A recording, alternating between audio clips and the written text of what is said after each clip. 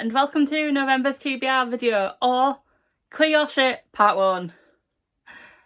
Yes, the time has come again where I participate in ClearUrShit readathon. If you haven't ever heard of ClearUrShit and know nothing about it, I will link the announcement video down below and the Twitter because they explain it a lot better than I do. But yeah, basically it's a readathon with 24 prompts to help you clear your shells. If you have watched my previous 2 TBR videos, you will know that for November, it is my nephew's birthday. He turns 9. So my TBR for this month is set at 9. And he has helped me pick some of the books for the entire Clear Your Shit readathon. Because of that, some of his picks won't be mentioned in this video, but in next month's video, but I will let you know which one he picks. So before I go into Clear Your Shit, let's get into my 2 year-long readathons. So for Read Your Bookshelf, the prompt for November is to have a night scene on the cover, and for that one I have gone with Platform 7 by Louise Doherty, I want to say. Let's go with Doherty. It's 4 AM and Peterborough railway station seems deserted. On platform 7, the man on the bench thinks he's alone, as far away from the station staff as he can get. But he has company. Lisa Evans knows what he is about to do as she tries and fails to stop him walking towards the platform edge and the approaching train. She is desperate to understand what connects her to this man. After all, Lisa was the first of them to die. And for Buzzwordathon, the word for this month is lost, and for that I have gone for Lost in the Neverwoods by Aidan Thomas. This is a Peter Pan retelling, I believe. When children go missing, people want answers. It's been 5 years since Wendy and her 2 brothers vanished into the woods near the small coastal town of Astoria, Oregon. Wendy returned with no memory of where she had been or what had happened to her. Her brothers did not. When the town's children start to disappear, the mystery around her brothers is brought back into the light, and the police are once again knocking on Wendy's door for answers. Attempting to flee her past, Wendy almost runs over an unconscious boy lying in the middle of the road. Peter, a boy she thought lived only in her stories, asks for Wendy's help to rescue the missing kids. But in order to find them, Wendy must confront what's waiting for her in the woods. Now on to my Clear Your Shit TBR, and I am going to go in order for this month, however, apart from this first one because it connects to my Buzzwordathon book. And for prompt 21, it is to read a group cast, which is 3 or more characters. And for that, I am reading Lost in the Neverwoods. Now on to the other books.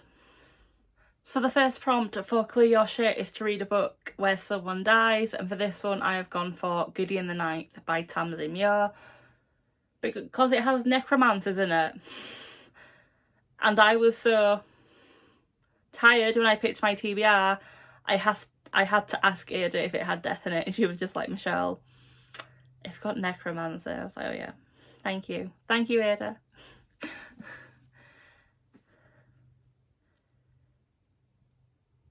Brought up by unfriendly, ossifying nuns, ancient retainers, and countless skeletons, Gideon is ready to abandon a life of servitude and an afterlife as a reanimated corpse. She packs up her sword, her shoes, and her dirty magazines, and prepares to launch her daring escape. But her childhood nemesis won't set her free without a service. Harahak Nonagesimus, Reverend Daughter of the Ninth House and Bone Witch Extraordinaire, has been summoned into action. The Emperor has invited the heirs to each of his loyal houses to a deadly trial of wits and skill.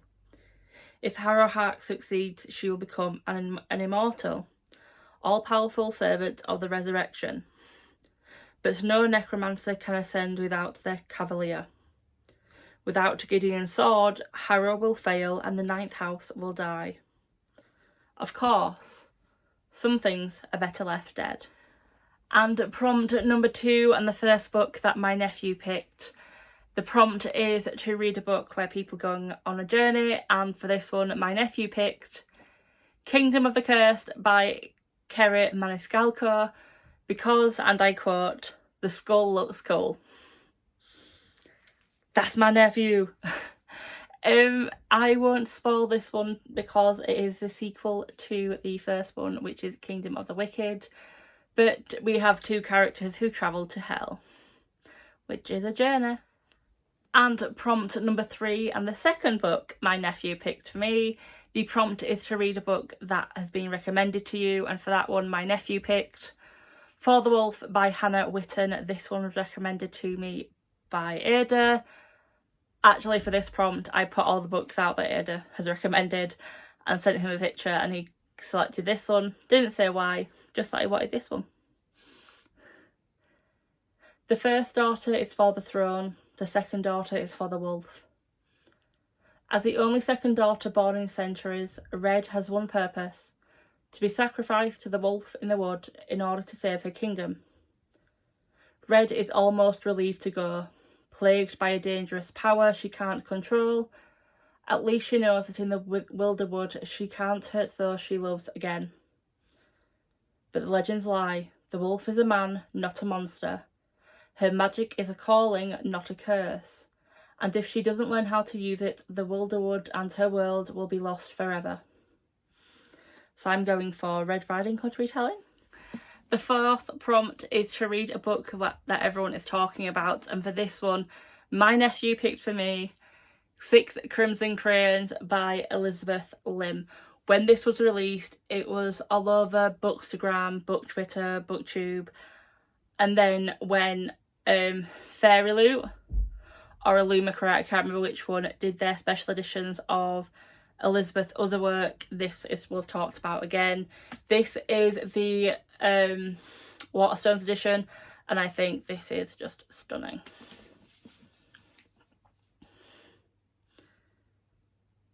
Shorianma, the only princess of Kiata, has a secret. Forbidden magic runs in her veins, and on the morning of her betrothal ceremony, Shiori loses control. At first, her mistake seems like a stroke of luck, forestalling the wedding she never wanted, but it also captures the attention of Raikama, her stepmother. A sorceress in her own right, Raikama banishes a young princess, turning her brothers into cranes and warning Shiori that she must speak of it to no one, for with every word that escapes her lips, one of her brothers will die. Penniless, voiceless and alone, Shiori searches for her brothers and uncovers a dark conspiracy to seize the throne. Only Shiori can set the kingdom to rights, but to do so she must place her trust in a paper bird, a mercurial dragon, and the very boy she fought so hard not to marry. And she must embrace the magic she's been taught all her life to contain, no matter what it costs. Prompt number 5 is to read the shortest book on your collection, and for that I have picked Saga Volume 4. This comic series, the best way I can sum it up: Romeo and Juliet, set in space, gore, graphic detail, sexy scenes, and a language that will make you laugh your ass off, and beautiful illustrations. Prompt number 6 is to steal a book from someone else's TBR. I can't remember the young person's name, but I saw their TBR in Discord, and for one of the prompts they picked the Inheritance games. Now for Clear Your Shit, in the rules it basically is you can stretch these prompts as much as you want. Basically, if you think your book fits that prompt, you can pick it.